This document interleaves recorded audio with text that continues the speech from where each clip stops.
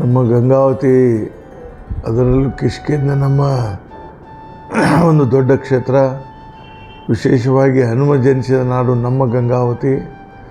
ಆದ ಕಾರಣ ಇವತ್ತು ನಾಳೆ 3ನೇ ತಾರೀಕು 2-3ನೇ ತಾರೀಕಿಗೆ ಹನುಮ ಮಾಲಾಧಾರಿಗಳು ಲಕ್ಷಗಟ್ಟಲೆ ಜನರು ಸಹಿತ ಶ್ರೀ ಹನುಮನ ದರ್ಶನಕ್ಕಾಗಿ ಆಗಮಿಸ್ತಾ ಇದ್ದಾರೆ.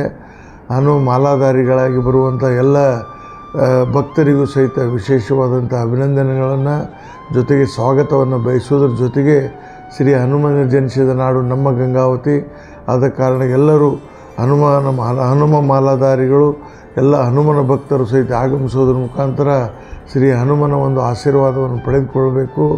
ಮತ್ತು ಶ್ರೀ ಆಂಜನೇಯ ಸ್ವಾಮಿ ಎಲ್ಲರಿಗೂ ಸಹಿತ ನಮ್ಮ ರೈತರಿಗೆ, ಅದರಲ್ಲಿ ವಿಶೇಷವಾಗಿ ಸಾರ್ವಜನಿಕರಿಗೆ, ಮಹಿಳೆಯರಿಗೆ ಎಲ್ಲರಿಗೂ ಸಹಿತ ಒಂದು ಒಳ್ಳೆಯ ಶಕ್ತಿಯನ್ನು ತುಂಬಲಿ ಅನ್ನುವಂಥ ಮಾತನ್ನು ಈ ಸಂದರ್ಭದಲ್ಲಿ ನಾನು ಹೇಳಲಿಕ್ಕೆ ಬಯಸ್ತಾ ಇದ್ದೀನಿ.